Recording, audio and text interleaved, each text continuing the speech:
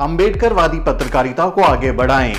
अपना खुद का नेशनल बहुजन मीडिया खड़ा करने के लिए दशशूद्र की आर्थिक मदद करें। आप स्क्रीन पर दिए गए अकाउंट नंबर में सीधे अपनी आर्थिक मदद भेज सकते हैं।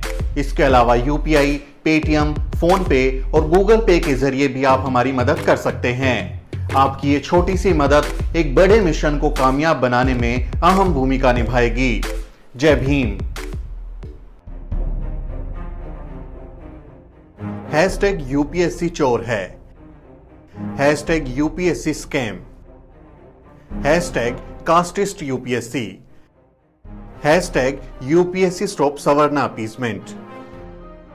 पिछले कुछ दिन से आप सोशल मीडिया पर ये हैशटैग ट्रेंड्स होते देख रहे होंगे। यूपीएससी यानी यूनियन पब्लिक सर्विस कमीशन के खिलाफ लोग खुलकर लिख रहे हैं। लोग कह रहे हैं कि यूपीएससी ने दलितों, आदिवासियों और पिछड़े तबके के कैंडिडेट्स को आईएएस, आईपीएस बनने से रोक दिया। लेकिन ये पूरा मामला है क्या? इस वीडियो में यूपीएससी घोटाले की पूरी एबीसीडी समझिए। जय भीम, मैं हूं सुमित चौहान और आप देख रहे हैं दशशूद्र। संविधान बनाते वक्त बाबा साहब डॉक्टर अंबेडकर की अध्यक्षता में संविधान सभा ने लोकतंत्र के 3 खंभों के तौर पर विधान पालिका, कार्यपालिका और न्यायपालिका का गठन किया। उन्होंने उम्मीद की थी कि ये तीनों खंभे लोकतंत्र को संभाले रखेंगे, लेकिन संसद के बनाए जिन कानूनों को कार्यपालिका के आईएएस, आईपीएस जैसे अफसर अमल में लाते हैं, उन्हीं अफसरों को उनकी जाति देखकर चुना जा रहा है। एससी, एसटी, ओबीसी उम्मीदवारों के साथ बड़ा धोखा हो रहा है। बीते 4 अगस्त को यूपीएससी ने रिजल्ट जारी किया तो चारों ओर ढोल बजने लगे कि कौन पहले नंबर पर आया और कौन दूसरे नंबर पर। मीडिया भी दे दनादन इंटरव्यू चला रही थी। लेकिन 5 अगस्त को वरिष्ठ पत्रकार दिलीप मंडल ने दोपहर बाद अपने फेसबुक लाइव से ऐसा खुलासा किया कि हर कोई हैरान रह गया। दिलीप मंडल ने अपने वीडियो में समझाया कि कैसे यूपीएससी ने एससी, एसटी और ओबीसी समाज के कैंडिडेट्स को आईएएस, आईपीएस बनने से रोक दिया।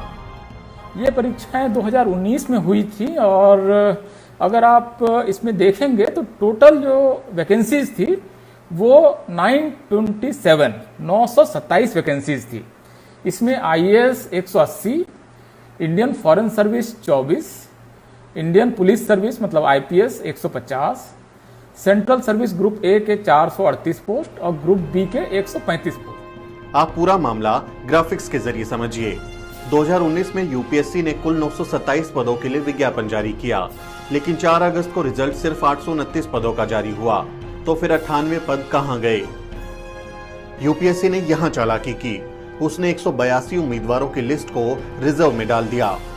इस रिजर्व लिस्ट में जनरल कैटेगरी के 91, ईडब्ल्यूएस के 9, ओबीसी के 71, शेड्यूल कास्ट के 8 और शेड्यूल ट्राइब के 3 पद डाले गए हैं, जिसका रिजल्ट बाद में जारी किया जाएगा।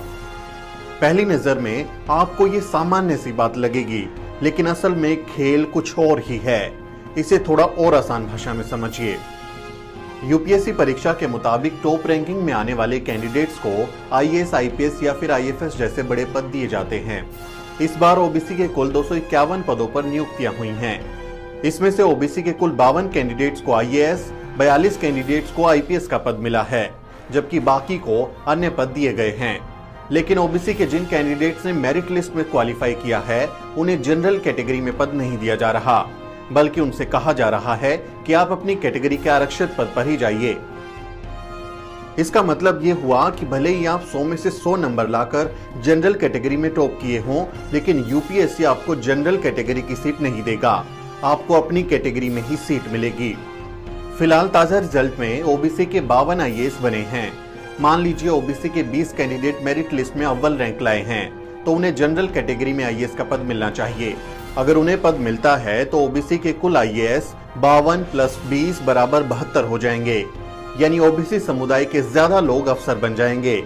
लेकिन यूपीएससी ऐसा होने नहीं दे रहा। मेरिट लिस्ट वाले कैंडिडेट को उसकी कैटेगरी में ही पोस्ट दे रहा है। दरअसल हुआ ये है कि ये जो कैंडिडेट हैं ओबीसी के 71, शेड्यूल्ड कास्ट के 8 और सिविल ट्राइब के 3 और ईडब्ल्यूएस के 9, ये वो कैंडिडेट हैं जो जनरल मेरिट लिस्ट में आ गए हैं।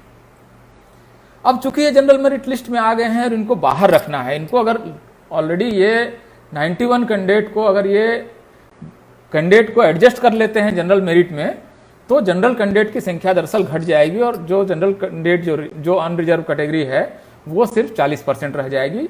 तो मैं अगर सिविल सर्विस में टॉपर भी हूं तो भी मुझे ये ओबीसी कैटेगरी में प्लेस करना चाहते हैं। यूपीएससी ने एससी, एसटी, ओबीसी और ईडब्ल्यूएस यानी आर्थिक तौर पर पिछड़े तबके के लिए जो कट ऑफ लिस्ट बनाई है उससे भी उसकी नीयत पर सवाल खड़े हो रहे हैं। यूपीएससी ने प्रीलिम्स, मेंस और फाइनल इंटरव्यू के नंबरों के आधार पर आर्थिक तौर पर कमजोर तबके के लिए कट ऑफ को कम रखा है, जबकि ओबीसी कैंडिडेट्स के लिए ज्यादा नंबर का पैमाना तय किया गया है। जनरल कैटेगरी के लिए कट ऑफ 961 है और ईडब्ल्यूएस के लिए कट ऑफ 909, जबकि ओबीसी के लिए कट ऑफ रखा गया 925, यानी ईडब्ल्यूएस से 16 नंबर ज्यादा। इसका मतलब यही है कि ईडब्ल्यूएस कैटेगरी के कैंडिडेट्स को ज्यादा फायदा मिला। मोदी सरकार ने कानून बनाकर ईडब्ल्यूएस के नाम पर सीधे सीधे सवर्णों के लिए 10% पद आरक्षित कर दिए। बाकी बचे 40% पद अनारक्षित यानी जनरल कैटेगरी में चले गए।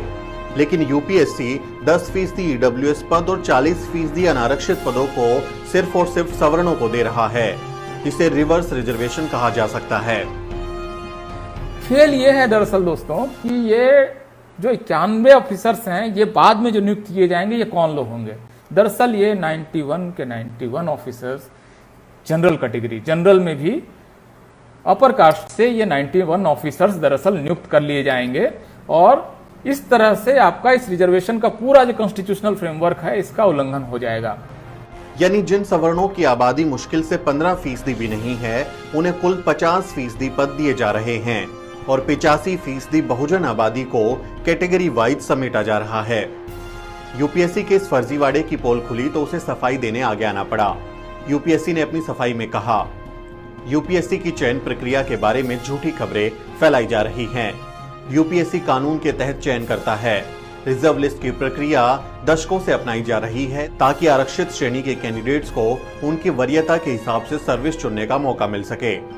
हैरान करने वाली बात यह है कि जिस यूपीएससी में एक भी दलित, आदिवासी या पिछड़ा अफसर निर्णायक भूमिका पर नहीं है, वही उन्हें फायदा पहुंचाने की दुहाई दे रहा है। यूपीएससी की सफाई पर वरिष्ठ पत्रकार दिलीप मंडल ने जवाब दिया। यूपीएससी स्पष्टीकरण जारी करके कह रहा है कि हम लोग भ्रामक जानकारी फैला रहे हैं, लेकिन वो हम पर मुकदमा नहीं कर रहा। मुकदमा करते ही सारे कागज निकलेंगे और चोरी का सामान बाहर आ जाएगा। #यूपीएससी चोर है। इस तरह के तमाम ट्वीट्स की बाढ़ आ गई है। सुप्रीम कोर्ट के वकील नितिन मेश्राम यूपीएससी में कैटेगरी वाइज इंटरव्यू कराने की प्रक्रिया पर भी सवाल खड़े करते हैं। वो लिखते हैं, यूपीएससी रैंक के हिसाब से इंटरव्यू क्यों नहीं लेता, कैटेगरी के हिसाब से क्यों लेता है। इससे इंटरव्यू के लिए जनरल कैटेगरी को अलग दिन और रिजर्व कैटेगरी को अलग दिन निर्धारित करने में सुविधा होती है। इस तरह से कैंडिडेट की जाति सबको बता दी जाती है। #यूपीएससी चोर है। अब आप सोच रहे होंगे कि हमने तो सिर्फ समस्या के बारे में बताया है, इसका समाधान क्या है। आइए हम आपको समस्या का समाधान भी बता देते हैं। समाधान नंबर 1, पिछले 10 साल के हर कैंडिडेट के रिटर्न और इंटरव्यू के नंबर यूपीएससी की वेबसाइट पर अपलोड हों। समाधान नंबर 2, अब से हर इंटरव्यू की वीडियोग्राफी हो और उसे लाइव स्ट्रीम किया जाए ताकि हमें पता चल सके कि सिलेक्शन पैनल कितना न्यूट्रल है। समाधान नंबर 3, 10 साल की रिजर्व लिस्ट का पूरा हिसाब दिया जाए। यूपीएससी साबित करे कि reserve list upper caste list नहीं है।